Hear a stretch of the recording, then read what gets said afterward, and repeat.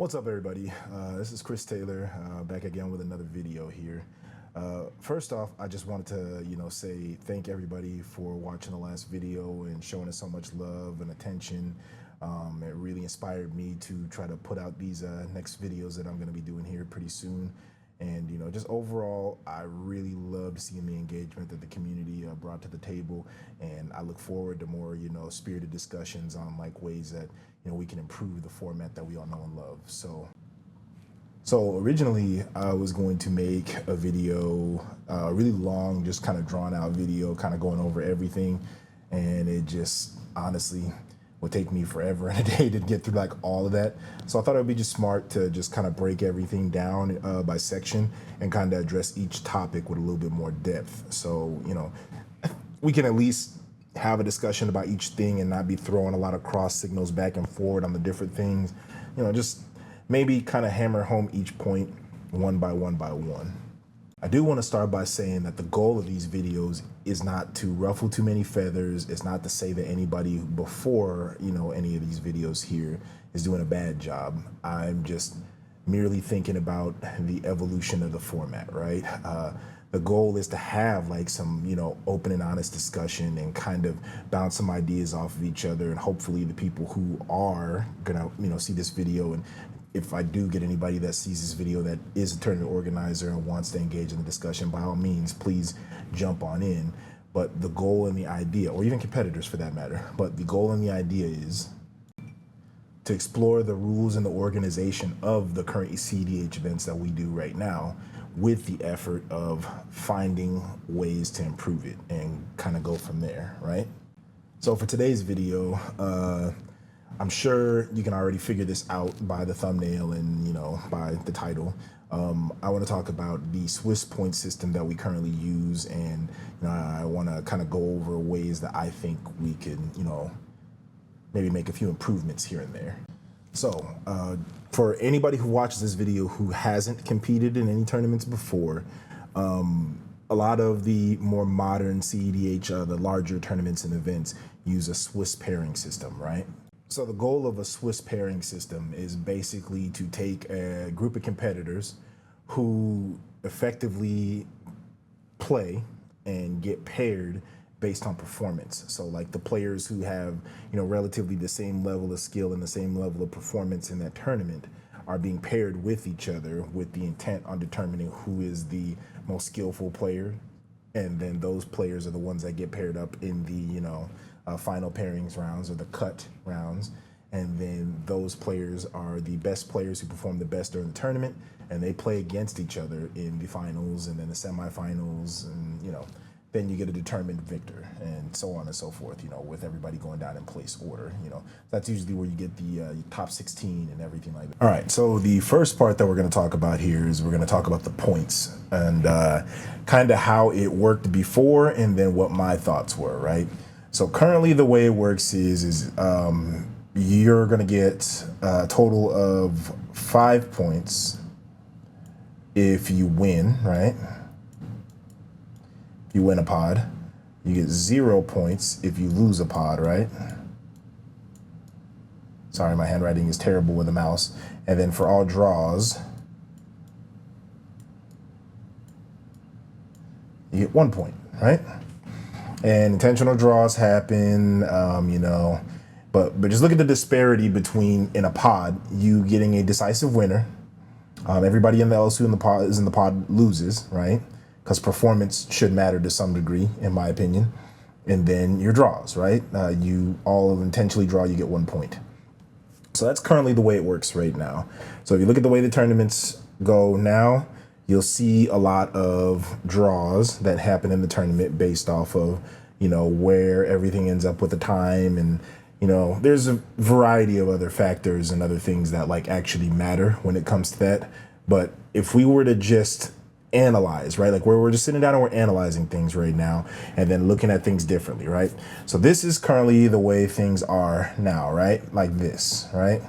Let me get rid of all this.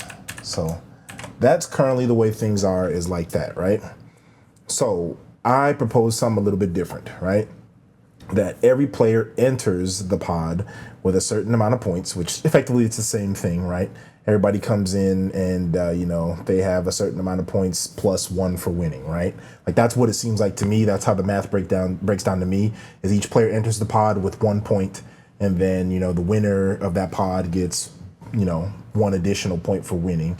And then everybody else who, loses, they lose their 1 point that they enter the pod with. And then if you draw, everybody keeps their 1 point. And then there's less of a point draw, which I believe that has a lot to do with the math and how it breaks down with like Swiss systems and tiebreakers and everything like that. But I did a little bit more math a while back, and I think that you could have better tiebreakers. You could have decisive rounds. So if we break down how things work out, right? Rather than having one player get all the points plus one, right? You go based off of when a player is eliminated, right, from the pod. So all players enter the pod with 4 points, and then you earn points by your round placement, right? So like if you're in first place in the round, obviously in a 4-man pod, you get 7 points. If you're in second place, you get 5 points. You're in third place, you get 3 points. You're in fourth place, you get 1 point, right? And then, that's standard. In 3-man pods, which invariably 3-man pods do happen. It's rare, but they do happen, right? So in the event of a 3-man pod, it ends up breaking down like this. Each player is still going to start off with 4 points, right? And, that gives you your 12 points here in total. And then, that's 4 times 3. And then it gets broken down in like a scale, So the winner would get the same amount of points because you're not penalizing the winner for the 3-man pod, winning the pod there. And then the, guys who are there, their points are kind of distributed a little bit differently. So instead of like you getting last place and getting 1, you get bumped up a little bit on your points. And then in second place, you get equalized a little bit more because, say what you will about 3-man pods being a little bit more difficult or a little bit more easy. There's still a pod and you're still going to have players who are attempting to win. And, those things matter quite a bit, right?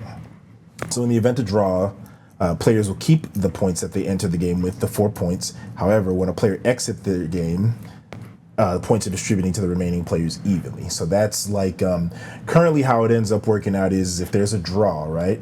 There's a draw. All 4 players get 1 point, right? In the different seats. All 4 players get 1, right? Now, if they all start the game with 4 points, right? So we swap these over here. They all start the game with 4 points when they come in, right? And then this guy here gets eliminated from the game, and we take his 4 points that we have here, right? And we distribute them to each of the other guys that are left alive in the pod right now, right? And then let's say that there's a draw, then we just give these guys each 1 more point. Take you to 5, take you to 5, take you to 5, right? So each one of those guys, man, that looks really sloppy. That looks terrible, but that's the point. Yeah, that looks really sloppy. All right, so we're gonna start this over again. I drew that really ugly the last time, so we're gonna draw this a little bit better. So the first way that I wanna kind of go about this is I wanna just kind of break down the dynamics of a cEDH game first, right? Let's sit down and evaluate and break down how the game works to kind of see if this point system would be effective, right? And we have to be like a little bit pragmatic about like exactly how games go, right? So how do players get eliminated first and foremost, right? Well, there's a few different ways players get eliminated. Number 1, players get eliminated from life loss, right? I shouldn't say like, and these are not in order of like, how likely they are to occur. I'm just listing the different ways players win and lose the game, right? So life loss, right? So that's the number 1 way. If you lose all of your life, you exit the game, right? The next way would be if you deck yourself out, right? Draw until when there's no cards left in your library, right? So draw out, right?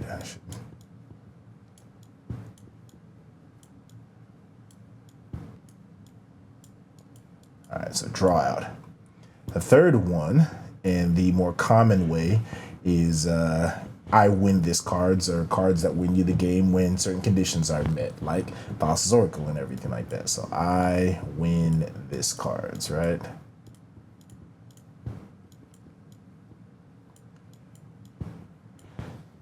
I win this cards. those are pretty much the three ways that players win and lose the game. I win, I lose cards. When you draw and there's no more cards left in your library, and then when you lose the game, right? So if we sit down and we look at like the dynamic ways that games play out, right? A bunch of people who did a lot of number crunching kind of came up with the consensus that like person in seat 1 has the most advantage, person in seat 2 has next, seat 3, so on and so forth, to seat 4 has the least advantage into winning a pod, right? So if we were to just break it down and to go who wins and who doesn't win, right? We're going to say that seat 1 gets the golden crown and they win, right? So he's going to get 7 points. Then we'll say that this guy, ends up getting eliminated next, right? So you're going to have 1 point, and then we're going to say that this guy here is going to have 5 points, and this guy here is going to have 3 points, right, in a 4-man pod. So let's just say the person in this game, and this is probably more unrealistic than any example I'll ever use, but in a perfect world, let's just say perfect with air quotes, this guy dies to life loss, right? Like somebody pew-pews him with something, and then, he gets a life loss. And he dies, someone kills him, and he ends up having to exit the game because he dies first. Then the other 3 players are still in the game, combat damage, whatever. These other 3 players are still in the game here, and they're fighting to see who's going to be next in line to be able to win this, right? And then let's say this guy dies barely at the very end of the game, and this person here who controls all of the abilities here that wins the game, he makes you guys all deck out, right? He does, let's say he brain freezes everybody, right? So we're gonna make a really ugly brain here. I don't know how to draw a brain, but we're gonna that's a really ugly brain here. But and then I'm not even gonna try to draw a snowflake, I'll fuck it up. But let's just say this guy brain freezes all of his other opponents out and everything, right? This guy would lose next. This guy would invariably get there, and then it would go back to you. So that's the example that I want to use, right? In the case of that, if this is how the game ended up playing out, this is how the points would play out, right? And that seems fair, right? The person who gets eliminated from the game first dies, and they get 1 point. And then the person who dies next gets 3 points. The person who dies after that, 5 points. And the person who wins gets 7 points, right? Now, that's as easy as I can make it, without going into too many crazy details or anything like that. But if we just left it like that, right, that's how this game would play out, is like that, right? That guy would win the game.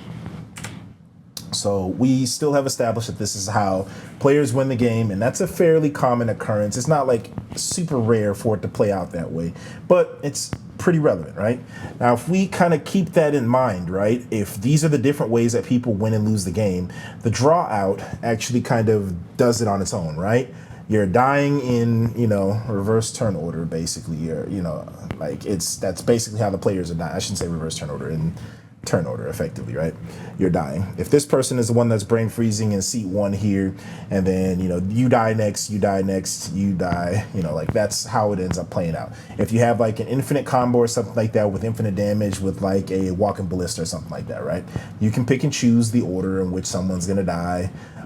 Sure, there's room for some abuse there, I'm sure, to some degree, but that's something that can very easily be handled, I feel like, when a judge gets called and it gets to that point where a player has to decide how players are gonna win and lose the game, right? And that can invariably have something to do with points too.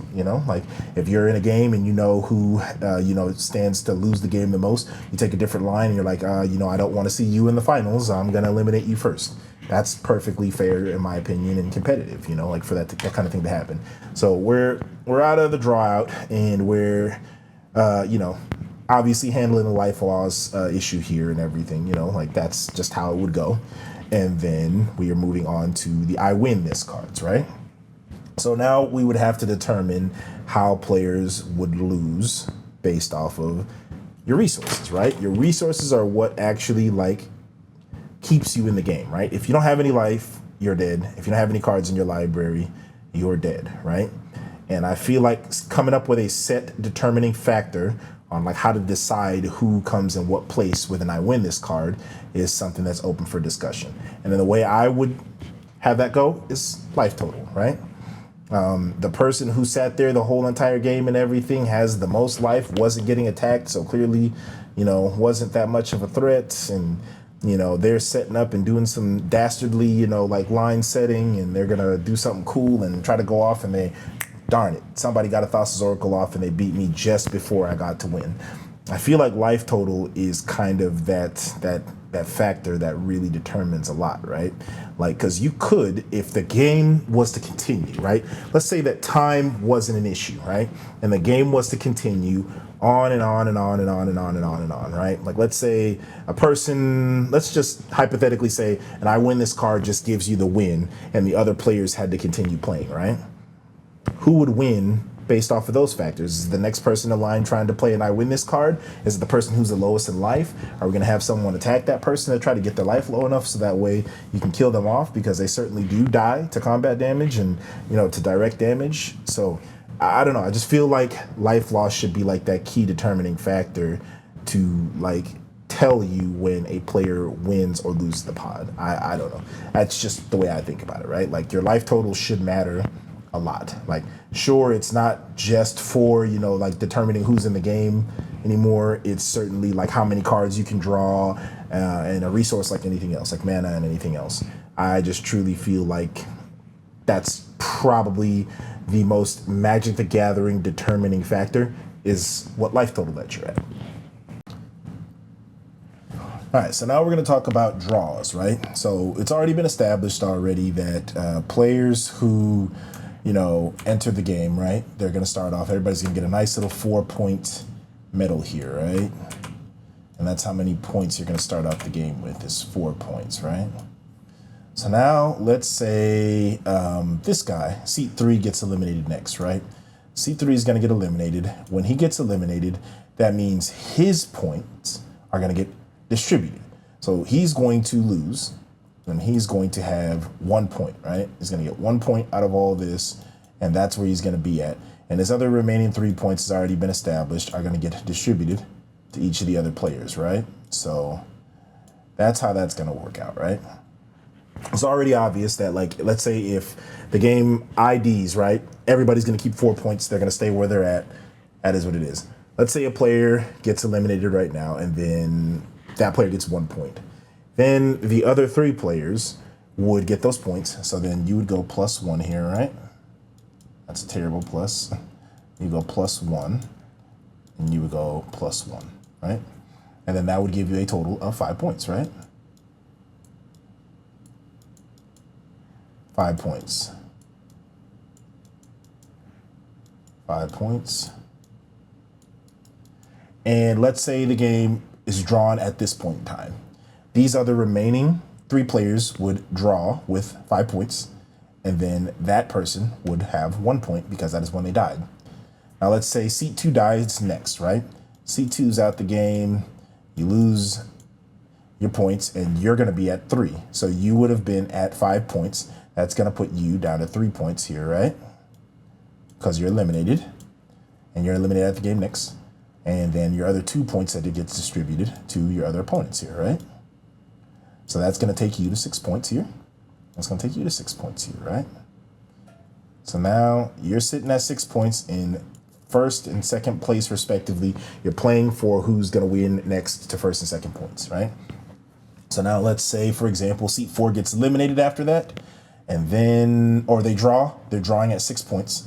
And then let's say they get eliminated. It's very obvious and everything. We're going to take 1 point away from this and move it up to this guy here. And he's going to have 7 points. You're going to have 5 points. You're going to have 3 points. You're going to have 1 point. So it kind of self-regulates with the points, right? The points are a little bit better. It kind of, in my eyes, it favors there being decisive winners and decisive losers in pods, as opposed to being something where someone can say ID, ID, ID, ID, ID, right? And I feel like that's better than the system that we have right now, if I'm going to be honest, right? Obviously, there's still going to potentially be intentional draws, but that goes to my thoughts that I had about rules, right? And the sudden death rule and all that other stuff, right? That I guess I'll be going into a little bit later, but these are just the points. This is just the way that I feel like would be significantly better when it comes to the points. and you'd see like a more interesting tournament per se, right? And if we were to break down the tiebreakers and we were to break down the math of tie breaking and how that works, which I mean, I certainly could, but I mean, I don't know if you guys really want me to go into that much effort here on like how tiebreakers and everything work. You know, as far as with the math and the points behind that, I could certainly go into it later if you guys want me to go into that a little bit more. But that's just the vision, right? That's the vision with some visual aids here for you to see how I feel the points should be, making it a little bit better than what we were currently doing with the 5-0-1 point spread and having the 7-5-3-1 point spread for the Swiss tournaments. I just feel like that would be better in my opinion, right? So that's just how I see that, right? That makes for more interesting games. As another visual aid here, I guess we'll do here in a second, I'm gonna apply the points that I have here to an actual tournament that I played in. It's like 150 something people or whatever in this tournament, and I'll apply it using everybody's same exact results that we got, and then just I'll extrapolate. I don't know exactly every game and how it went, but you can kind of see how that will play out a little bit more. It'll kind of play out very similar to where it is right now, but it like actually places emphasis on where a person places, and it actually places the people in the pods in a better place, right? Because let's say, for example, everybody loses, right? That doesn't really say anything to anybody's skill, right? Everybody who got 5 who won the pod, for whatever reason they won the pod, they're gonna shoot up the ladder and they're gonna go up and they're gonna play against the more difficult players. And literally everybody else in the entire tournament at that point, from a first loss in the first round, is going to be playing against each other for the most part. And you're going to have some players who are better and some players who are worse, invariably, in the same exact pod. And it has nothing to do with your performance. It just has to do with the fact that everybody has 0 points at that point, right? Then you go into your next round, and then another person's going to have 5 points, and then there's going to be more people that are going to have 0 points there. And somebody might just be having a bad game, or somebody was really close to winning their games, and they just didn't get there. I feel like this equalizes the field a little bit more, and it puts everybody into a natural hierarchy of where they would be based off of their performance in the tournament, as opposed to, you know, your RNGesus. Just my idea. All right, so this is a little simulation that I made in, you know, on a spreadsheet just to kind of go over the actual tournament and like how the tournament went and with the current point totals and everything, the way it played out is like this. Oops, let me move that out the way. Whoops. What's the damn, how do I take that control center off? There we go. Anyway, so this is how that tournament ended up playing out. Ori, of course, won. Max got second. Sergio, Evan, goes all the way down and everything. And then there's me at 13th place, right? With 16 points. This is how the points broke down going into the top 16, right? So I made this little spreadsheet here and then just updated the points. And then the way that I came up with, you know, who got what in the placing and everything is literally just looking at the pods. So let's go to round 1, for example, right? We got these 4 gentlemen played in their pod. You have Sergio won that pod, and then, you know, the placing, the way that I set the placing is, so I don't know exactly what happened in the pod. I just used the seat position to kind of determine who would have the most advantage in the next position, just basically to put the numbers out there, just so that way we can have the numbers out there. It doesn't mean that the game would have played out that way, but just for the numbers, right? So Sergio would have got first place, giving him 7 points. Then seat 1 has the next most advantage of winning at that point. So, you know, then he would have got 5 points. Then Aaron Acosta Patel would have got 3 points. Nathan Mortimer would have got 1 point, as you can see reflected here. 7, 5, 3, and 1, right? So I did that with every player from every round all the way down. This guy in red here apparently got DQ'd or quit the tournament or something like that, so he didn't have any. And then anybody who dropped from the tournament, I just gave them 0 points if they dropped for whatever reason on whatever round that they dropped. Like this guy played 1 round and then would have gotten 3rd place and got 3 points and then dropped the whole rest of the tournament, for example, right?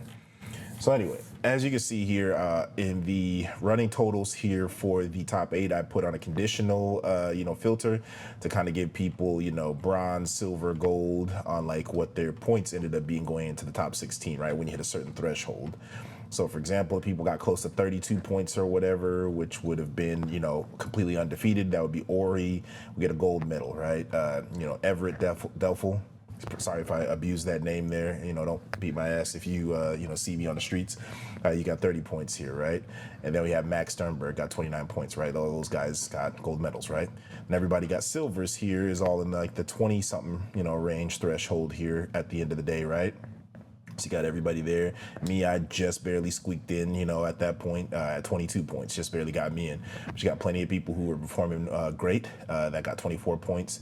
I think the high cap on that is like somewhere around like 27, 28 points. So like Christopher Parton got 27 points, Vincent got 27 points leading in, so on and so forth. So, I barely squeaked in. Everybody with bronze, they're on the cusp, right? Those are the people who have the points who are like, ooh, damn. All right, well, we know we're going into day 2 at least, but we're on the cusp, right? And then everybody who's on white here, they just didn't cut it, they dropped or whatever, right? But there's one thing that I just wanted to make quite interesting, right? When you look at the way the point spread works out to people who stayed to the second day, there's a bunch of people who were on that cusp, right, in the 18, 19 points, range that could have played going into the next day. More specifically here, where are we at here? Chris Higashi, wherever Mr. Higashi is, he was one interesting person here. Christopher Higashi, so, 1 4th place, a win, a second place, and then 2 third places got him 19 points, and then he didn't go into the second day because he didn't think he was going to get there, right? Now, obviously, that's not how that plays out. If we would have did that same exact comparison, right? He had 0 points here. He got 5 points here, then 0, then 0, then 0. He only got 1 win. That's not always indicative of people's performance, in my opinion, on like how they do in a game. It's just somebody won. You know what I mean? Like it's just somebody won. And I truly feel like to get the best and the most out of a tournament would probably be a better tournament if there were less people who dropped off and people played a majority of the tournament. Like obviously if you just got destroyed, and there's some people here with like really bad records, right? Like, where's the guy that had like a really bad record? It was somebody who had like no points, right? Okay, so this guy here. So obviously he went 0-5 on this game right here, right? Like he got his best placing was a second place in one game, then he got 4th place and then dropped all the way out, right? Like all the way through. If this gentleman would have just played all the way through to see where his points ended up at the end here, you're still going to get, and I know this is probably going to be people's first thought from this, is, oh, okay, well, yeah, that means everybody's going to play it out and everybody's going to think that they have a chance and they're going to play all the way through the entire tournament, right? That's not necessarily a bad thing, number one. And number two, it's all about your points, right? When people drop, you get your tiebreakers start getting a little sloppy too because people are dropping. I truly think that the more people that finish a whole tournament and play through a whole tournament, the better it will end up being, like just overall as far as the competition, right? Because that's the thing that I'm thinking about the most. I'm not thinking about convenience, and we all know playing EDH for 2 days is like borderline torture, playing competitively for like 2 days. But that's what you're there for. You're a competitor. You're there to play, right? Not to go, oh, damn, 0-2, all right, I'm dropping out of the whole tournament. You should still try to compete, in my opinion, right? So anyway, let's just say we got plenty of people here. We're moving on to the day 2, right? Plenty of people who still tried their luck who are on that cusp, right? Let's find some people who are like in the 20s and the 19s. Okay, so this guy here, whoever this is who's on 13, that's George Hendricks, right? George Hendricks had 19 points going into the second day, which he was on the cusp. And he's like, you know what, at 19 points, let's see, try my luck. And then he got an intentional draw, or not an intentional draw, my bad. He got a draw. And then he got 3rd place in the game, putting him at 26 points, which, it still played out. It still played out the way that it would have played out for the most part. In fact, it's only slightly different. When you look at the top 16, it's only a few people that didn't make it on the top 16, right? Like, it's only a few players here who are slightly different that didn't get on the top 16 based off of just the way the points were before, right? Like it's only a few people. Like if you're going off of performance, for example, right? It's very clear and it's very obvious when you look at like Everett, Max, Larry, Sergio, these guys, the top 4 players here, they put in work the whole tournament. they have within a reasonable margin the most points out of everybody in the tournament. Then you got a bunch of people here that are in the 36 range who did fairly well in the tournament, right? Who have a reasonable number of wins and placed high in each of their pods. I got you there.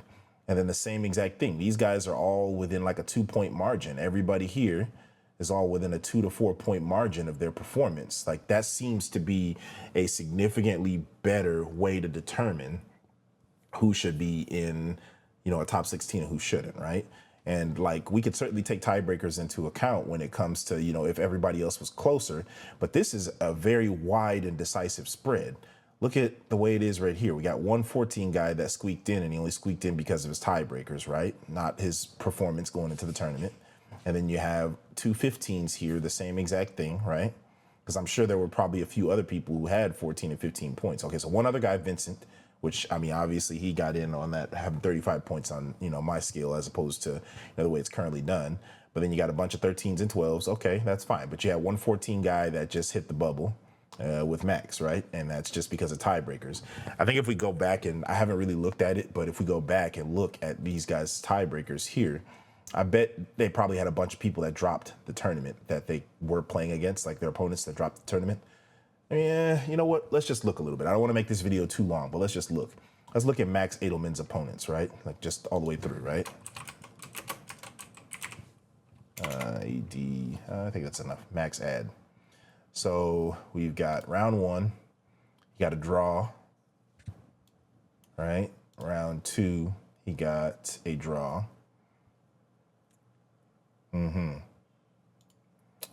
Round 3, let's see, he got a win.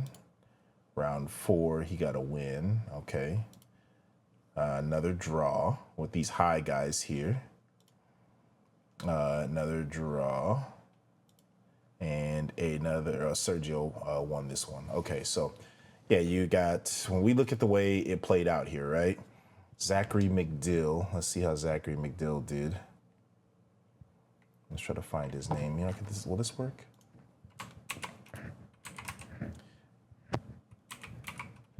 Zachary Weinstein, Zachary McDill. Okay. So Zachary McDill won 1 game and then tied 1 game, and he ended the day with 18 points. What about Garrett? Let's see about Garrett here. Garrett ended with 16 points and everything. So 2 draws, 0 wins, and then he dropped before the last round. We got Garrett. And then Alex James Stockwell did pretty good. He got up there and made it to top 16. He put in some work. That's Schumacher. That's not James Stockwell that we're looking for. They got 1 win, 1 draw, and then some losses here. Okay, so yeah, he was close also, right? Then we go on to round 2, and we look at Max Edelman again. He got a draw. Then we got a Sebastian. So let's see how Sebastian did in the second round.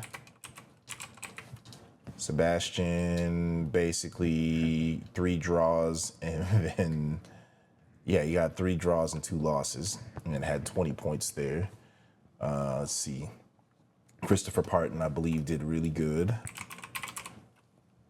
I believe, right? Yeah, you got 2 wins and then 2 draws and a loss. So that's not bad going into the next day there, right? So Christopher Parton did pretty good. And then, this might take forever and a day for me to literally look through, because it took me a whole day. That's honestly what held this video up so long. It took me a whole day to go through this. But, if we were to break it down and we were to, analyze it, I'm quite sure when we look at it that, Matt's opponents overall did better than Tyler's opponents in the tournament, right? That's usually how that ends up breaking down with tiebreakers, right? So when we sit down and we evaluate this, right, it's not too much of a difference. There's only a couple of player difference through, like this point spread here and this point spread here, right, on who got into the top 16. For the most part, everybody got in this top 16 is supposed to be there, right? But when we break it down based on performance specifically, right, it's pretty easy to kind of see that, like, you're going to have a better chance of completing these tournaments here because a lot of people who were on the cusp didn't play. So let's find somebody who was like on the cusp, right? That did like 2 losses, right? Or who dropped. Let's see. All right, 24 here. No, not 24. Let's find somebody else. So 19. So if we had 19 points here, and let's say this guy got 2 wins, right? Off of 19 points going into the next day. He's probably going to have a reasonable amount of points there, right? Like 19, 20, 21, 22, 23, 24, 25, 26, 27, 28, 29, 30, 31, 32, 33 points, right? So, nah, he just misses it. Even if he wins both of it at 19 points, 19 points is a reasonable cutoff, then he would have just missed it, right? But, you know, certainly you still got to give it a shot. You still got to play it out. He probably could have dropped. But, yeah, that's... It roughly comes out to the same thing. I just think it makes the games a little bit more exciting. People actually get to play through the whole tournament, you know, and truthfully get their values worth. Now, obviously, if you don't want to compete, you don't want to play, fine, that's fine. But yeah, that's I honestly stayed up like all night doing this last one here too. So if it's not making a whole lot of sense, it's entirely possible that's why. But this is just brain food and food for thought. Like, it's just for us to talk about it and to think about it. Like, you know, I think that the more people that come together, the more people that have, you know, these varying opinions, we can find somewhere to meet in the middle with a lot of these things and, you know, use that to go ahead. I definitely would love to see some more discussion on the subject here. I got a lot of stuff coming up in the next little bit with work, where I have to basically take the next 2 weeks, and I'm doing a lot of training and stuff, so I don't know if I'll be able to crank out the next video much quicker. I already started filming it. I just need a little bit of time to put it all together. But I think I'll probably have the whole series done probably next month in total. But I'll try to get them out like roughly like once every week. That'll give me enough time to actually like take my time, think about the, you know, subject and try to elaborate and extrapolate on the subject as much as possible. But this is the first part of how I feel we can fix cEDH, and that's talking about points. So by all means, you know, I encourage you guys to have some healthy discussion in the comments in your local communities with your tournament organizers to kind of see if there's some room for us to improve this next season coming up. But that's pretty much all I got for you guys with this video. I'll see you guys in the next one. Thanks again for anybody who made it this far, actually listening to me, my yap session here, and I'll see you guys in the next one.